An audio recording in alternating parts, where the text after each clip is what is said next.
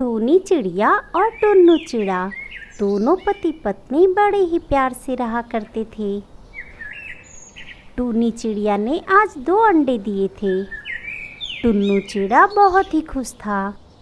टूनी, आज मैं बहुत खुश हूँ। अब मेरे घर में जल्दी ही 2 बेटियाँ खेलेंगी। आपको कैसे पता कि बेटियां ही खेलेंगी? बेटा भी तो हो सकता है ना? हाँ, हो सकता है, लेकिन मुझे बेटी ही चाहिए।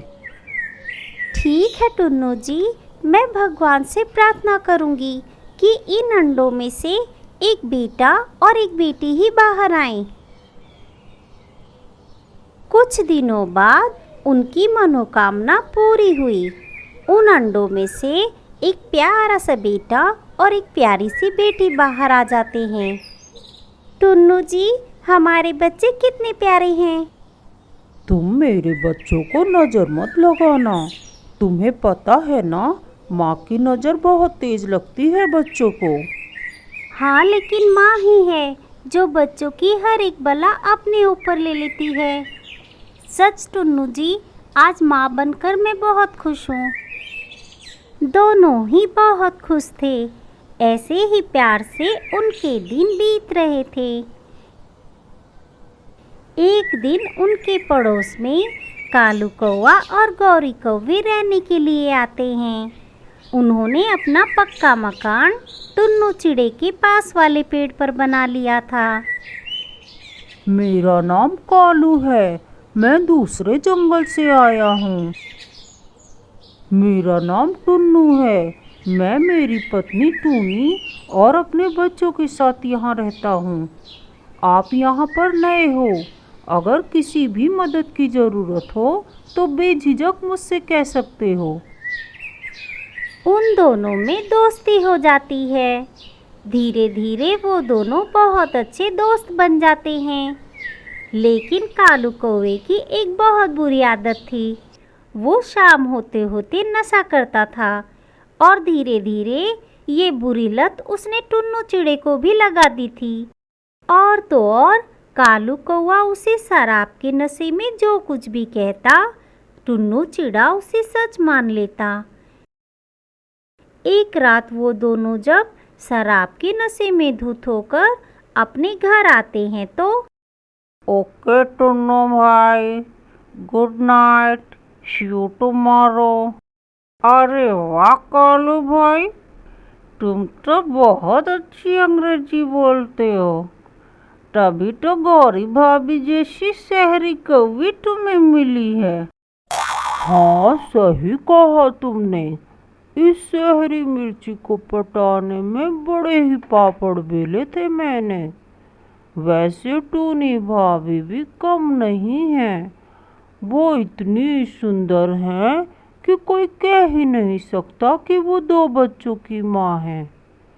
तभी तो मिट्ठू तोता उनका इतना बड़ा दीवाना है। क्या क्या कहा तुमने? मिट्ठू तोता टूनी का दीवाना? ये क्या बकवास कर रहे हो तुम? तुम्हें बहुत चढ़ गई है आज। हाँ, विश्वास नहीं होता ना तुम्हें? मैंने खुद देखा था टूनी भाभी को मिट्ठू तोते के साथ नदी के पास मिलते हुए। मिट्ठू तोते ने टूनी भाभी के पंखों को पकड़ा हुआ था। टुन्नू चिड़े ने बहुत शराब पी रखी थी। वो गुस्से से घर के अंदर चला गया और जाकर अपने घोंसले में सो गया। टूनी चिड़िया ने जब उसे देखा तो कहा, आ गए आप, मैं खाना ले आती हूँ। मुझे भूख नहीं है, सोने दो मुझे। आज पहली बार टूनी चिड़िया से टुन्नू चिड़े ने गुस्से से बात की। टूनी को बहुत दुख हुआ। टुन्नू जी, ये आपको क्या हो गया है? जब से हमारे पड़ोस में ये कालू कौवा आया है, तब से आप नशा करने लगे हो। अब तो आप मुझसे गुस्से में बात कर रहे हो। चलो कोई बात नहीं, कल सुबह जब आपका नशा उतरेगा तब मैं आपसे बात करूंगी। अगली सुबह टुन्नू चिड़े ने टूनी चिड़िया से कोई बात ही नहीं की और बिना कुछ खाए पिए गुस्से से काम पर चला गया। कई दिनों तक ऐसा ही हुआ। एक दिन टूनी चिड़िया ने टुन्नू चिड़े से कहा, टुन्नू जी, आप चाहे तो मेरी जान ले लो, मगर सिर्फ इतना तो बता दो कि मेरा कसूर क्या है। क्यों आप मुझसे बात नहीं कर रहे हो? क्या मुझसे कोई गलती हो गई है? गलती? नहीं नहीं, गलती तो मुझसे हुई है, जो मैं तुम्हारे रास्ते का कांटा बन गया हूँ। लेकिन मैं तुमसे कह देता हूँ, बच्चों को अपने साथ मत ले जाना, वरना मैं मर जाऊंगा। तुम्हें उस मिठुआ तोते के साथ रहना है तो जाओ, तुम्हें मैं नहीं रोकूंगा। क्या क्या कहा आपने टुन्नू जी? लगता है आपकी शराब उतरी नहीं है अभी तक, इसीलिए ऐसी बहकी बहकी बातें कर रहे हो। भला मैं क्यों मिट्ठू तोते के साथ रहूं? क्या हो गया है आपको? सारी सच्चाई मेरी आंखों के सामने आ गई है।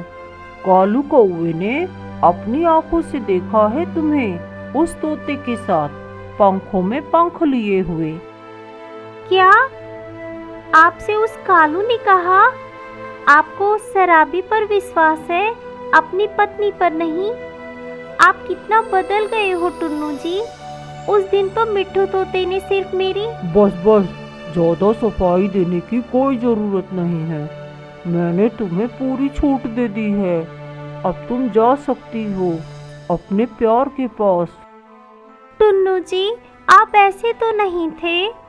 इन मासूम बच्चों को तो देखिए, इन बातों का इन पर क्या असर पड़ेगा? ये तो तुम्हें पहले सोचना चाहिए था ना, जब तुमने मिट्ठू तोते से अपना याराना आगे बढ़ाया था।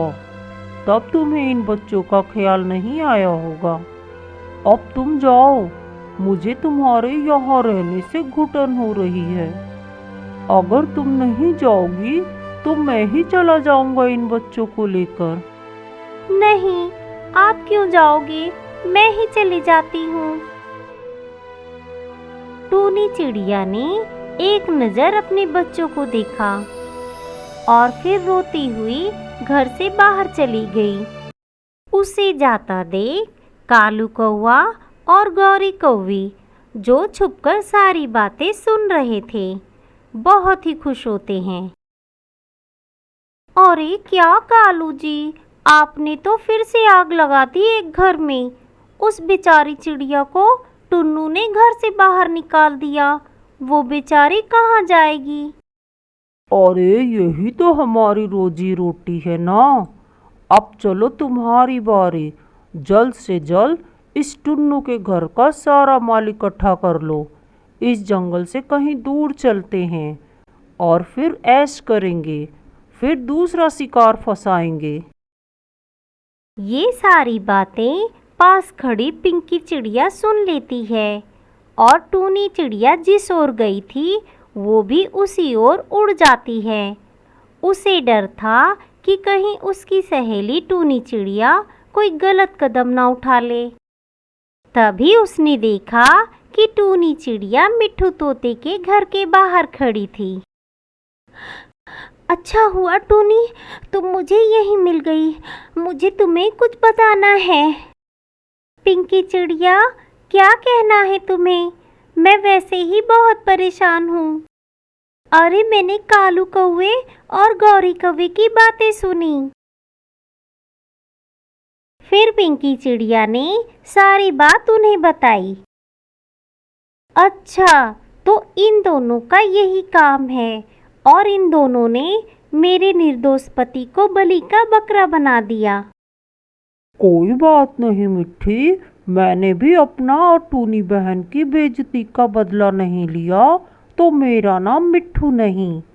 अब तुम बस देखती जाओ बहना, वो दोनों कैसे अपने मुंह से अपनी गलती मानेंगे। अगले दिन वो सभी कालू कौवे के घर के पास आ जाते हैं। कालू कौवा उस समय घर पर नहीं था। मिट्ठू तोते ने पिंकी चिड़िया को सारा प्लान समझाते हुए उसके घर के अंदर जाने को कहा। पिंकी चिड़िया गौरी कौवी के पास जाती है। गौरी कौवी, मुझे तुम्हें एक बात बतानी है। तुम तो खुद ही इतनी सुंदर हो, फिर कालू भैया नदी के पास दूसरी कौवी से प्यार भरी बातें क्यों करते हैं? क्या वो तुम्हें छोड़कर उससे शादी करने वाले हैं? ए पिंकी चिड़िया, क्या बक रही है तू? मेरा कालू ऐसा कभी नहीं कर सकता। अरे विश्वास नहीं होता तो खुद जाकर देख लो ना नदी के पास। भलाई को तो जमाना ही नहीं रहा। फिर पिंकी चिड़िया वहां से चली जाती है।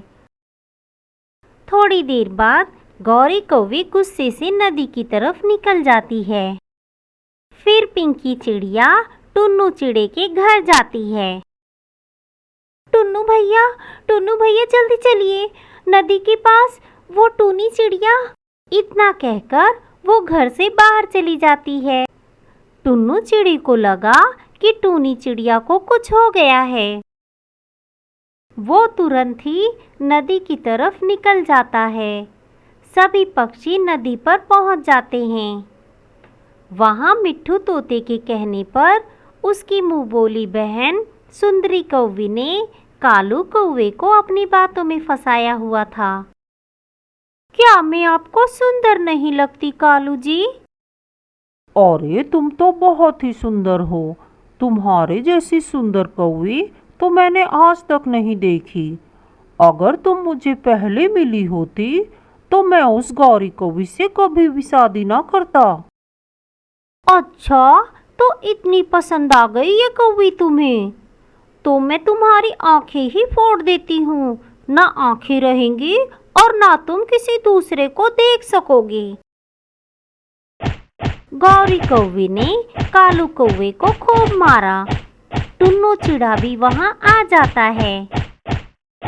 मैंने कुछ नहीं किया। अरे गौरी सुनो तो, मैंने कुछ नहीं किया।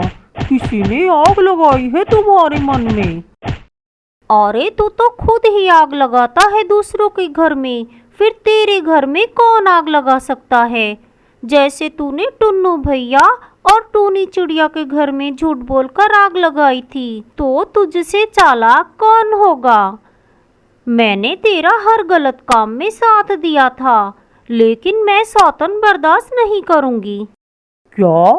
क्या तुमने मुझसे झूठ कहा था? हाँ टुन्नू भैया, इसने झूठ कहा था और ये ऐसा ही करता है। फिर घर में चोरी करके दूसरे जंगल निकल जाता है, दूसरे पक्षी का घर बर्बाद करने के लिए। धोखेबाज, तेरी वजह से मैंने मेरी टूनी पर शक किया। तुझे नहीं पता कि इस समय मैं हजारों मौत मरा हूँ। मुझे माफ कर दो टूनी, अब ऐसा कभी नहीं होगा। कोई बात नहीं टुन्नू जी, मुझे पता है कि आप मुझसे कितना प्यार करते हो, लेकिन आप फिर से मुझ पर शक मत करना, वरना मैं मर जाऊंगी। मिट्ठू तोते ने सारी बात टुन्नू चिड़ी से बताई। कालू कौवे ने सभी पक्षियों से माफी मांगी और अच्छी पक्षी की तरह सभी के साथ मिलजुल कर हंसी खुशी रहने लगा।